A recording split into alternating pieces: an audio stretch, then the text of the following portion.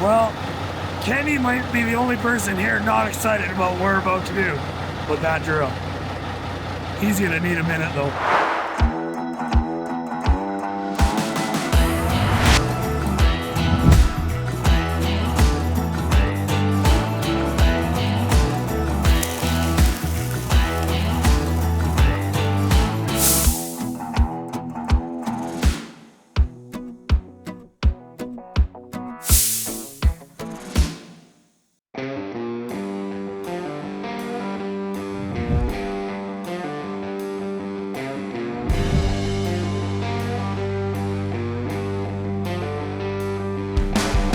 Hey everybody, welcome back to another episode of Farming Ain't Easy. Here we are today, here in southern Alberta. Today we thought we'd take the time to pull the drill into the shop, do some winter maintenance, and no better time to do that because David just got back from his Germany tour there where he was visiting Horsch and has brought us back a pile of information, a whole bunch of things that we're going to be working on here. We just are kind of finishing up a polar vortex. It's been like minus 30 for the last week or so, and we got a nice warm day today where we're going to pull the drill into the shop. Okay, so this video brings us a lot of joy. We have spent days and hours trying to figure out how we're going to get this drill into the shop. It does not fit in our front doors, so our back door here is where we're going to be going.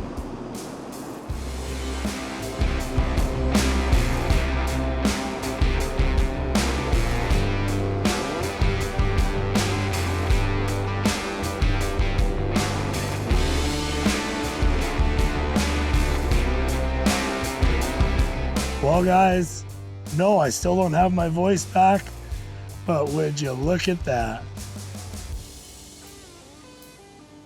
We've got our Horsch Avatar in the shop. I can't believe it. We weren't able to film a lot of it today. Tensions weren't high, but the stress level was very high. So I don't know if you guys have seen in other videos, but we've got a 12,000 pound two-post lift in front of a door that's 14 foot tall. The drill is too tall to go through our wide door on the other side of the building. So we put this two-post hoist strategically in front of the 14-foot door. So the 14-foot door is only 11 feet wide. But if we ever had to bring something 11 foot wide but tall through, we could. But geez, this drill was within a half inch of making it, and we had to take a couple parts off of the two-post lift, and we had to take a couple parts off the drill, including the gauge wheels at the end of the toolbar there. So it was not a good afternoon to film. My dad and I and Kyle got her in, and again, tensions weren't high, but the stress level was through the roof. So kind of skipped some of the recording there for you, but I am excited to have this thing in the shop. We've never had a drill that could fit in this shop. Everything was too wide, too cumbersome, etc., etc., etc. This European style equipment folds up so small. If we didn't have that two-post lift in front of the door, that would have been way easier. But anyway, we are going to get working on this thing. Coming home from the Horsch trip, all I can think about is Horsch right now. And yeah, there's other projects we maybe should be working on, but I can't help myself. We're working on the drill next. I'm still kind of holding out on you guys. One of the biggest reasons to bring this drill in is annual ryegrass. And you might say, well, why annual ryegrass? Why is that a big enough reason to get this drill brought into your shop and go through all that aggravation? Yes, there's a couple other projects we want to do to the drill. Customize it, make it our own, as anybody would. However, we were asked while we were at Horsch, what do you like, what do you don't like? To be honest, I was hard pressed to find anything I don't like about this drill. Cats. So the one thing that I not don't like, but kind of question a little bit about this drill is when we are seeding annual ryegrass as a cover crop or an intercrop, we've never had the ability to seed it on its own. It's always put into a blend. But now that we have the Horsch mini drill, in conjunction to the main tanks, we have the ability to meter this and many other products separately. This cat, geez. So what we found is this drill and the metering system from Horsch was bang on all the time. We did not have a seed that didn't exceed our expectations in regard to metering, except for annual ryegrass. Typically, with all our other drills, we've had problems metering brome grass. Brome is always the hardest one. However, annual ryegrass. And it's not to say that it doesn't meter it, but as an example, there was a field where we were aiming for 6.5 pounds and it was hitting 8. And no matter what metering roll we put in, it just wanted 8 pounds. Like the drill wanted to put 8 pounds down.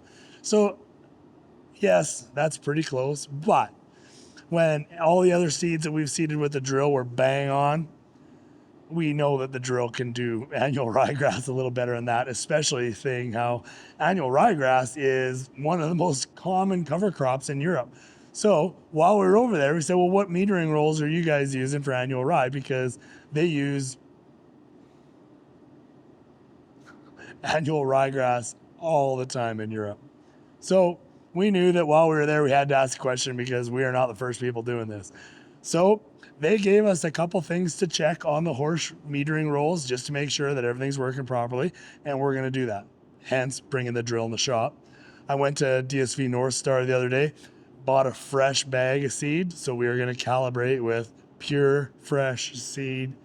And, well, one of about 10 things we're going to do with the drill here in the shop. So we're going to figure out that annual ryegrass metering once and for all. Are we going to figure out the ryegrass? Watch this, guys. This drill, we're going to customize it. We're going to make it our own. I will admit it's only the first couple days of February here, but I want to go seeding. And I want my voice back. Like, I talk like a teenage kid going through puberty here, but I got the laryngitis. I can't help it. Well, guys, we're going to take a second try at this video. Sorry we didn't get a video out last week. Kind of funny and not funny at the same time, but I've been complaining about my voice for the last 6-7 weeks now, and I ended up having a little health scare and had a shortness of breath and had a tough time breathing because my laryngitis actually started closing off my airway. So a little health hiccup, and this is literally a week later from when we pulled the drill in the shop, and Kyle and I are just getting back to work here. So, but exciting things are happening. Our new rubber showed up for the telehandler. Kyle is super excited about this because we're gonna save a whole nother video for you guys on that one, as I mentioned a few videos back there. But Kyle does a lot of the loading and telehandler work, and the tires that are on that 542/70 are as good as bald. We've said on the channel before, we're a pretty big fan of BKT tires. We've got a lot of our implements and tractors that have BKTs. But to be honest, we just really wanted to try a new style tread pattern, and we could not get the tread pattern that we wanted. We wanted more of a small lug pattern versus, as you can see on the fast track, more of a tractor style mud or dirt lug. We really wanted to go with something a little bit more multi-season or multi-use. The telehandler does see a lot of road miles, so that's a small concern, and those don't obviously do that well on hard surface. So a lot of the work the telehandler is doing is on grass, so in our hay fields and crop fields, and on gravel and roadways. We couldn't get the BKTs. We couldn't get Michelin bib loads. I don't know why. I feel like we're a long time past COVID, but we couldn't get tires within 3 months. It was kind of crazy unless we wanted to go with the traditional tractor style pattern. So next on the list, and we've never owned a set, but we're excited to, is we went with the Nokian tires. Nokian, these are made in Finland. These are no slouch of quality of tire, but we wanted to give them a try. They're what they would call, I believe, a 3-season tire. They do make a winter version of this same one that has lots of siping, but I'm not sure we need a full winter tire. We're gonna give these Nokian tires a try. So in the next video or two, I guess, we're gonna get these thrown on the telehandler for you guys, and we're gonna actually put them to the test. We got a lot of loads of silage going out. Kyle's kind of bursting at the seams here to get some fresh rubber on that telehandler. Stuck in the fields is no fun. Yeah. Middle of a load. No, and well, the truck has had a hard time in the field today, and well, when we need a push or a pull from the telehandler, it doesn't even have the tires to help the truck. So, but enough about that. Let's talk about this drill. She's first time in the shop. We've never had a drill in the shop. Biggest implement we've had in the shop. It is. We've had our old drill in the shop, but in pieces. Yeah. We've never had a drill in the shop or something as big as this in the shop. Come take a look over here, you guys. Yeah, check this out. But I was just kind of doing a quick look around and I found something. Oh. David did some cookie decorating at Christmas time and forgot to give me my Christmas gift, so. I forgot to give Kyle his Farming Ain't Easy cooking cookies, and my wife just came into the shop saying, "Are you ever going to give these to Kyle?" And well, there's your dessert before supper. I guess we'll take a break. Last year we just got it barely in time to start using it in the season. We started in the first week of May, and the drill didn't even show up till the first week of May. Alberta Ag and Horse really pulled some strings to get it to us even then on time, and it was just on time. We've only got 3,100 acres on it already, which is actually a lot for us, 1,300 hectares or so. We've been working with Dakota Micro on some HD cameras, and we are going to be changing up the way that we've got the cameras mounted inside the tanks and out on the toolbar. We just kind of put the cameras on quickly last year. That's how easy they install. These magnetic cameras, you run a couple wires up to the cab and you've got HD, very durable cameras quick. So we'd like to kind of fine tune where we've got some of our cameras. Really, our only quirk with this drill, wouldn't you say, Kyle, is the toolbox for storage is up there? Yeah, and It's not as convenient to run up there and grab metering rolls or tools. So we've grabbed a Pelican case, and we're gonna mount it somewhere there on the tongue.